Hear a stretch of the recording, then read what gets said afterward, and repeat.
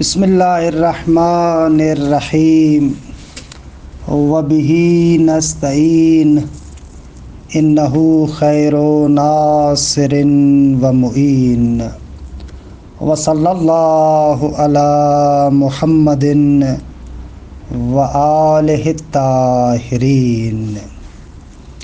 پروردگار عالم آپ تمام عزیزان کی توفیقات خیر میں اضافہ فرمائے۔ الحمدللہ آج کل جن ایام میں ہم لوگ تنفس لے رہے ہیں، اپنی سانسیں لے رہے ہیں، یہ ایام اس عید اللہ الاکبر کے ایام ہیں کہ جس سے بڑی عید اس بشریت کے لیے تصور نہیں ہو سکتی، یعنی عید غدیر۔ اچھا، غدیر کے بارے میں مختلف زاویوں کے ساتھ گفتگو ہو سکتی ہے۔ ایک زاویہ جس کی طرف میں عزیزان کو متوجہ کرنا چاہوں وہ زاویہ یہ ہے کہ غدیر حلقہ اتصال ہے بعثت مصطفیٰ اور ظہور حضرت ولی عصر کے درمیان۔ دوبارہ عرض کر رہا ہوں، غدیر حلقہ اتصال ہے بعثت نبی مکرم صلی اللہ علیہ وآلہ وسلم اور ظہور حضرت ولی عصر ارواحنا لہ الفداء۔ ان دونوں چیزوں کو جو آپس میں جوڑتی ہے اس چیز کا نام غدیر ہے۔ یعنی دوسرے الفاظ میں یہ عرض کرنا چاہتا ہوں، بشریت کی تاریخ میں بشریت کے سامنے تین عظیم واقعے موجود ہیں، جن میں سے دو رونما ہو چکے ہیں اور ایک انشاءاللہ رونما ہوگا۔ تین عظیم وقائع ہیں، ایک بعثت نبی مکرم صلی اللہ علیہ وآلہ وسلم اور دو غدیر اور تین ظہور حضرت ولی عصر۔ یہ تین ایسے وقائع ہیں کہ ان تین واقعات سے کلاً بشریت جڑی ہوئی ہے۔ یعنی دوسرے لفظوں میں اگر اس دورہ دنیاوی کا خلاصہ کیا جائے، یہ جو حضرت آدم علی نبینا و آلہ و علیہ السلام کے زمانے سے جو دورہ شروع ہوا ہے اور انشاءاللہ ظہور حضرت ولی عصر پر تمام ہوگا، اس پورے دورے کو اگر آپ ایک اوپر والی نگاہ سے دیکھیں اور اس پورے دورے کے درمیان مہم ترین روداد اور واقعات کو مد نظر رکھیں تو یہ تین چیزیں بنتی ہیں: بعثت، غدیر اور ظہور حضرت ولی عصر ارواحنا لہ الفداء۔ دوسرے لفظوں میں بعثت یعنی وہ موقع کہ جس کے بارے میں پروردگار عالم نے سورہ آل عمران میں فرمایا، لقد من اللہ علی المؤمنین اذ بعث فیہم رسولا من انفسہم۔ منت کے ساتھ تعبیر کیا۔ منت، منہ، منت عربی زبان میں اس نعمت سنگین کو کہتے ہیں کہ جس کا اٹھانا بہت مشکل ہوتا ہے۔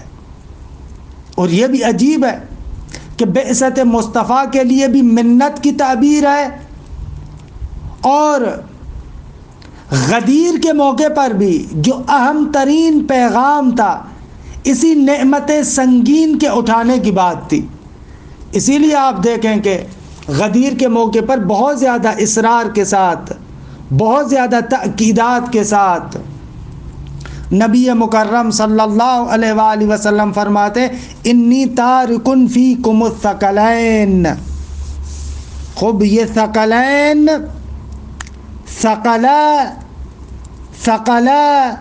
ثقلین اس کے بارے میں جو لغویون ہیں، یعنی مثلا ازہری، ابن اسیر، فیروز آبادی، ثقلہ کہتے ہیں امر خطیر، امر نفیس، سنگین. ایک معنی یہ بھی ہے، اور البتہ ایک معنی اس کا زاد راہ بھی ہے. جو سفر کا زاد راہ ہے اس کو بھی ثقلہ کہا گیا ہے. تو غدیر کا بھی اہم ترین پیغام وہی ہے کہ پیغمبر اکرم فرماتے ہیں کہ دو سنگین اور گران چیزیں میں تمہارے لیے چھوڑے جا رہا ہوں. کہ اس آخری اعلان سے پہلے اس حدیث ثقلین کو پڑھتے ہیں کہ حتیٰ اس لفظ ثقلہ کے معنی پر توجہ کریں، چاہے سنگین معنی لیں، چاہے زاد راہ معنی لیں. دونوں صورتوں میں ثقلین یعنی قرآن و آل بیت کہ دو امر خطیر ہیں، عظیم ہیں، ان کا اٹھانا سنگین ہے. اور تیسرا معنی کہ یہ زاد راہ ہے انسانیت کے لیے، کہ یہ معنی بھی آیا ہے. کہنے کا مقصد یہ کہ جیسے بعثت نبی مکرم کے لیے پروردگار عالم فرماتا ہے لقد من اللہ علی المؤمنین اذ بعث فیہم رسولا من انفسہم، اسی طریقے سے پروردگار عالم کہ جو بھیجے ہوئے رسول ہیں وہ اہل بیت، اطرت آل محمد کی ولایت، قرآن، ان کو بھی اس سنگین ثقل کے ساتھ تعبیر کیا ہے. بہرحال اپنی باتوں کو جمع کروں، وقت بھی گزر رہا ہے. بعثت کو تعبیر کیا لقد من اللہ علی المؤمنین، غدیر کو تعبیر کیا الیوم اکملت لکم دینکم واتممت علیکم نعمتی، اور دوران ظہور کو تعبیر کیا گیا ہماری روایات کو اگر مد نظر رکھیں تو یہ آیہ کریمہ واشرقت الارض بنور ربہا، یعنی جو بعثت نبی مکرم وہ ایک نعمت سنگین ہے، اور اسی نعمت سنگین کا تسلسل غدیر کے ذریعے سے ہے، اور ان دونوں کا نتیجہ ظہور حضرت ولی عصر میں اشرقت الارض بنور ربہا کی صورت میں ظاہر ہوتا ہے. یہ تین عجیب وقائع ہیں.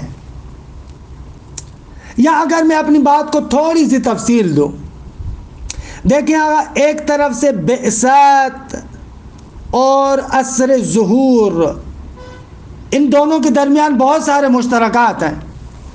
مثلا بعثت کے لیے جیسا کہ عرض کیا کہ لقد من اللہ علی المؤمنین اذ بعث فیہم رسولا من انفسہم، تو عصر ظہور کے لیے ہے وَنُرِيدُ أَن نَّمُنَّ عَلَى الَّذِينَ اسْتُضْعِفُوا فِي الْأَرْضِ وَنَجْعَلَهُمْ أَئِمَّةً وَنَجْعَلَهُمُ الْوَارِثِينَ، کہ وہاں پر بھی لقد من اللہ علی المؤمنین ہے، اور یہاں پر بھی ایسے ہے وَنُرِيدُ أَن نَّمُنَّ عَلَى الَّذِينَ اسْتُضْعِفُوا.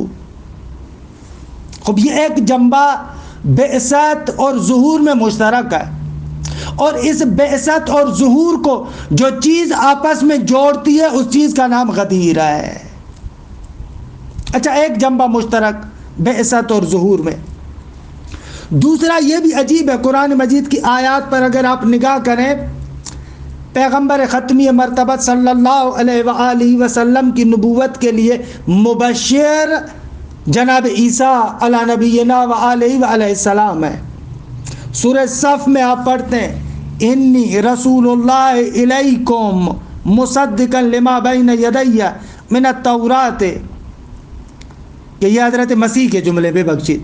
حضرت مسیح فرماتے ہیں انی رسول اللہ الیکم مصدقا لما بین یدی من التوراۃ ومبشرا برسول یأتی من بعدی اسمہ احمد، کہ حضرت ختمی مرتبت کی رسالت کے بعثت کے مبشر جناب عیسیٰ ہیں. بعثت کے لیے ایسے پیغمبر ختمی مرتبت کے لیے حضرت عیسیٰ مبشر ہیں، اور حضرت ولی عصر ارواحنا لہ الفدا یعنی امام زمانہ کے لیے یہی حضرت عیسیٰ مؤید ہیں۔ یہ دیکھ رہے ہیں کیا تناسب ہے؟ جو مبشر بعثت حضرت ختمی مرتبت صلی اللہ علیہ وآلہ وسلم ہے، وہی مؤید حضرت ولی عصر ارواحنا لہ الفدا ہے۔ کہ بہرحال آپ نے روایات کے اندر پڑھا ہے کہ وَأَنَّ عِيسَىٰ يَنزِلُ عَلَيْهِ وَقْتَ ظُهُورِهِ وَظُهُورِهِ وَيُصَلِّي خَلْفَهُ، جب آپ خروج کریں گے، ظاہر ہوں گے، جناب عیسیٰ نازل ہوں گے اور آپ کے پیچھے نماز پڑھیں گے۔ اچھا، ایک یہ جنبہ جو دونوں کے درمیان مشترک ہے۔ تیسرا جنبہ حضرت ختمی مرتبہ صلی اللہ علیہ وآلہ وسلم کی تأیید ملائکہ سے ہوئی۔ امام زمانہ کے بارے میں بھی یہی ہے کہ تأیید ملائکہ سے ہوگی۔ سورہ توبہ میں آپ پڑھتے ہیں فَأَنزَلَ اللَّهُ سَكِينَتَهُ عَلَيْهِ وَأَيَّدَهُ بِجُنُودٍ لَمْ تَرَوْهَا وَجَعَلَ كَلِمَةَ الَّذِينَ كَفَرُوا السُّفْلَىٰ وَكَلِمَةُ اللَّهِ هِيَ الْعُلْيَا، کہ پیغمبر اکرم کے لیے سورہ توبہ کی 40 نمبر آیت وَأَيَّدَهُ بِجُنُودٍ لَمْ تَرَوْهَا، کہ وہی ملائکہ ہیں۔ اتفاق سے آپ دعا افتتاح کے اندر حضرت ولی عصر کے بارے میں بھی ایسے ہی پڑھتے اللہم وصل علی ولی امرک القائم المؤمل والعدل المنتظر حفہ بملائکتک المقربین وأیدہ بروح القدس یا رب العالمین، کہ وہاں پر بھی یہی جنبہ ہے۔ اچھا، یہ عصر ظہور اور جو بعثت ہے ان دونوں کے درمیان مشترکات تین، دونوں نعمت بزرگ، اس کے لیے لقد من اللہ، اس کے لیے ونرید ان نمن، پیغمبر اکرم کی بعثت کے لیے مبشر حضرت عیسیٰ اور امام زمانہ کے لیے مؤید بھی حضرت عیسیٰ، پیغمبر اکرم کی تائید بھی ملائکہ کے ذریعے سے، حضرت ولی عصر کی جو ہے وہ کیا حمایت اور تائید بھی ملائکہ کے ذریعے سے۔ اب جو چیز ان دونوں عظیم وقائع کو آپس میں جوڑتی ہے اس چیز کا نام غدیر ہے۔ تو اصلاً غدیر کو اس نگاہ کے ساتھ دیکھنا چاہیے، غدیر یعنی انسانیت کی سعادت، غدیر یعنی انسانیت کی فلاح، غدیر یعنی اس پورے دورہ زمینی کے لیے جو حضرت آدم سے شروع ہوتا ہے حضرت ولی عصر پر اختتام پذیر ہوگا، اس پورے دورے کے اندر جو انسانیت کے لیے باکمال ترین پیغام پروردگار عالم کی جانب سے بعثت نبی مرسل کی شکل میں ظاہر ہو رہا ہے، اس کو اور ظہور کو آپس میں جوڑنے والے حلقہ اتصال کا نام غدیر ہے۔ یعنی اگر کوئی بندہ چاہتا ہے کہ اس زمین پر، اگر کوئی بندہ چاہتا ہے کہ اس ارض پر وَأَشْرَقَتِ الْأَرْضُ بِنُورِ رَبِّهَا، وہ جو منویات ہیں، وہ جو خواہشات ہیں حضرت نبی اکرم صلی اللہ علیہ وآلہ وسلم کی جو ظہور حضرت ولی عصر میں ظاہر ہوں گی، ان کو آپس میں جو چیز جوڑ رہی ہے، ملا رہی ہے، اس کا نام غدیر ہے۔ غدیر کو اس اعتبار سے دیکھیں کہ آخر کیسے ہو سکتا ہے کہ اس بعثت سے لے کر ہم اس ظہور تک کا سفر کریں، اس ظہور تک کے سفر کے لیے درمیان میں جو آپ کے لیے اور ہمارے لیے روڈ میپ بنتا ہے، جو ایک نظام بنتا ہے، جو ان دونوں کو آپس میں جوڑنے کے لیے مددگار ثابت ہوتا ہے، اس کا نام غدیر ہے۔ غدیر یعنی وہ روڈ میپ، غدیر یعنی وہ نقشہ، غدیر یعنی وہ راہکار، غدیر یعنی وہ راستہ جو انسان کو بعثت مصطفیٰ سے ظہور حضرت ولی عصر تک جوڑتا ہے آپس میں۔ یعنی اس کائنات کے اندر جتنا سسٹم ہے وہ نظم و ضبط کے اعتبار سے ہے نا، ایسے تو نہیں ہے، اچانک تو نہیں ہے۔ بالآخر یہ انسانیت بعثت نبی مکرم سے ظہور حضرت ولی عصر تک کا سفر کیسے طے کرے، راستہ کیسے طے کرے، اس راستے کے طے کرنے کا جو نقشہ ہے، جو روڈ میپ ہے، اس کا نام غدیر ہے۔ اب دیکھیں کہ غدیر ایک نظام کی شکل میں ہے. اب دیکھیں کہ غدیر در حقیقت وہی ثقل ہے. ثقلین کا میں نے ایک ترجمہ یہ کیا نا کہ لغت نے کہا کہ ثقل ہے یعنی زاد راہ. پس ثقلین اور ثقلہ وہ زاد راہ ہے، غدیر یہ زاد راہ ہے. بہرحال ایک خوبصورت رخ ہے کہ اس پر جو اہل منبر ہیں وہ خوب بیان کر سکتے ہیں. وصلی اللہ علی محمد و آل بیتہ الطیبین الطاہرین.